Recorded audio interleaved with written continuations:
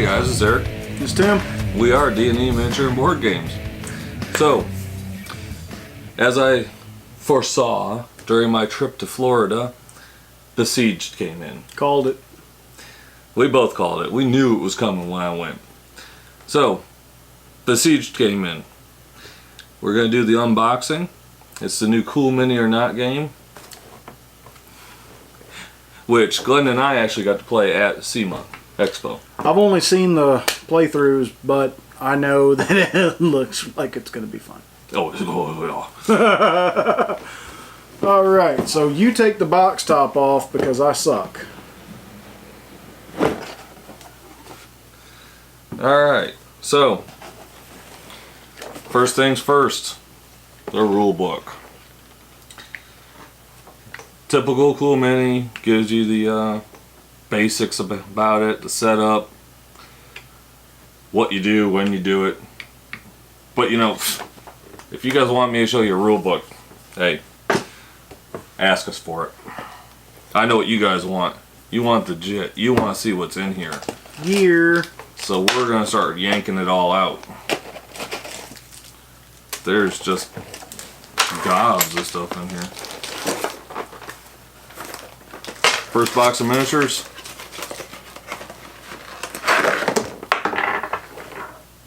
Yeah, I just did that. Yeah, you did. Huh. So, first box has some of the bad guys. And it has the 6 basic characters that you get with the game. Now, Tim's already said that he wants the guy with the big drill. Hell yeah! Because you like to drill things, I know. He's like me, you know, got a big drill. What was in this? Oh, that was in the little stuff. All that stuff. I was like, where the hell did that come from? You got your dice set. You got your stand for the miniature, the cardboard stands. Yeah. Which we actually have miniatures for because that was part of the Kickstarter exclusives. But in the game, the messenger and some of the other characters. I noticed that on the walkthroughs. Yeah. So I was like, and I, you know what? I have no clue. Some kind of tabs. Some kind of tabs. And there are funky dice too. So. Oh. Are those bases? There's bases. What? Alright, so let me get this out of your way. What we basically have, now these are the rock throwers that they were talking about. Yep. And you remember they said that there were elite and regular. You've got your elite and your regular. And the elite are just a little tougher to kill. A little tougher to kill, better weapons. These guys are supposed to have elite too. I think it comes in with the. I believe those were the ones that have the stretch goals. Well, wait a minute. Aha. Yeah, I think they're the elite of these guys. These are the elite of these guys, and these are the ones you don't want to get to the wall because if they breach the wall and get in the city, the game's over. Yeah, that's it for you. And then you got the rock throwers. These are guys that come from where they spawn. They can throw, and they can either hit heroes or the walls. Yeah, they're pretty vicious. Oh. Okay. I thought there was something hidden up under it. I was wrong. Are you looking for the blade? Yeah, I was. Well, you know, all you have to do is ask. And by the way, these are cards. Yes, there's event cards, there's weapon cards, things. I knew there was more, but there's so many of them I didn't want to break open the pack and spill it.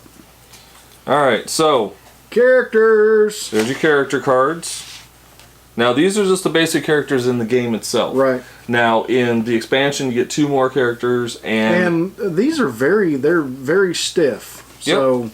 But the one thing that has been already coming out is that these tiles, which there's a city, and basically what you do is you set up. You set up your city center. Situate, man, situate. Yeah, you set up like so.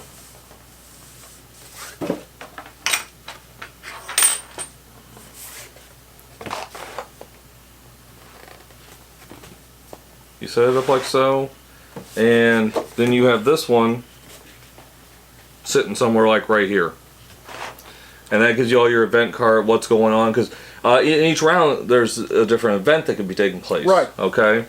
And then you have your cards for your armory, tavern, market, and sorcery.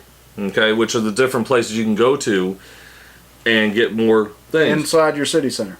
Now the one thing about Besieged is this isn't all about defending the city. No, yeah, you've gotta take care of the people in the city. You've got to take care of your other fighters.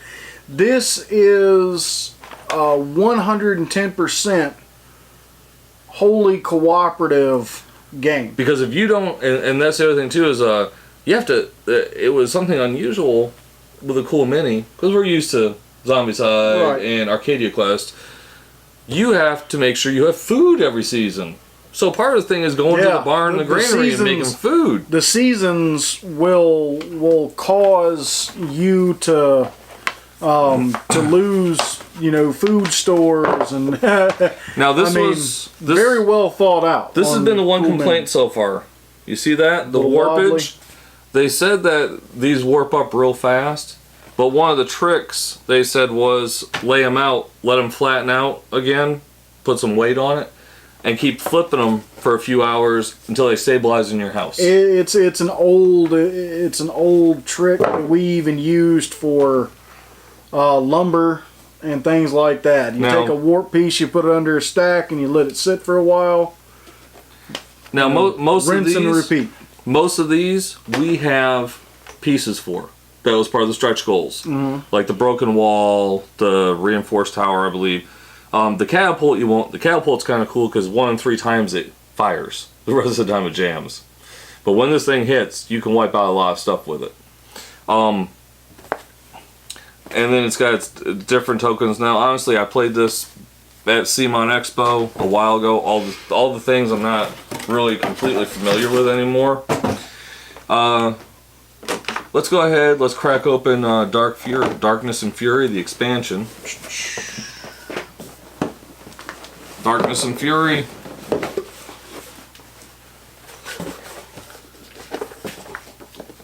Rulebook. Now this gives you your cards, but it also gives you the cards for the mufflins. Hand me over the mufflins.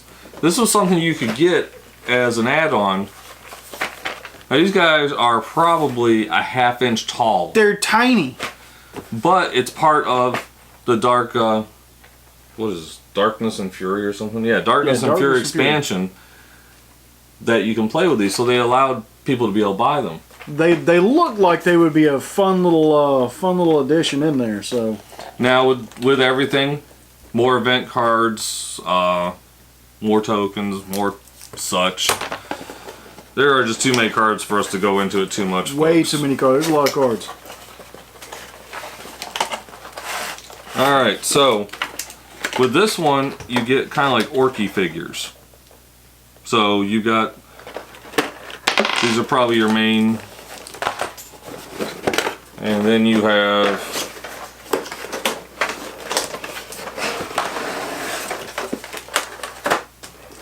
oh, hey, more races.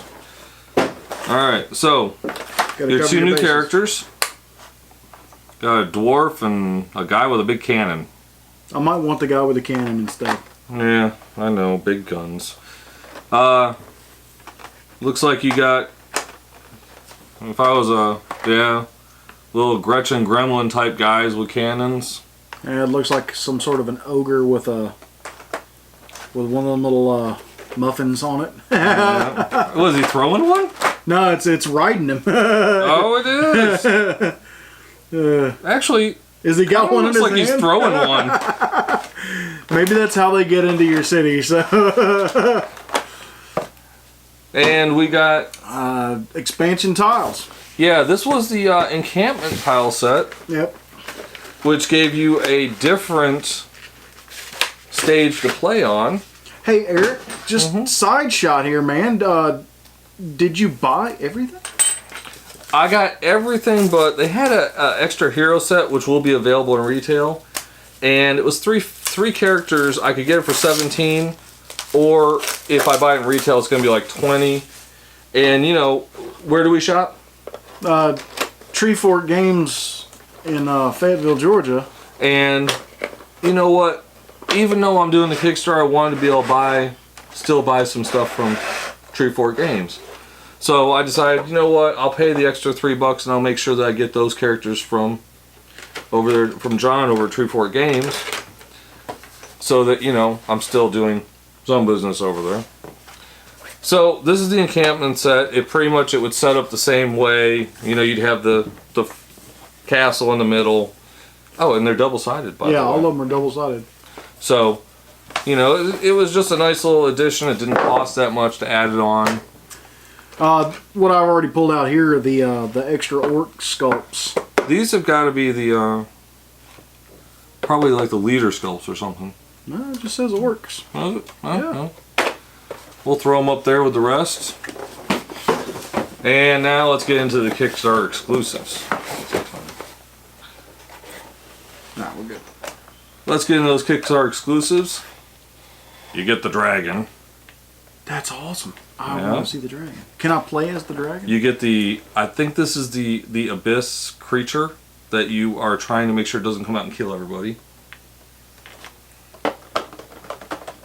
Oh. More, yeah. Yep. Gotta love those. They gave you a couple broken wall.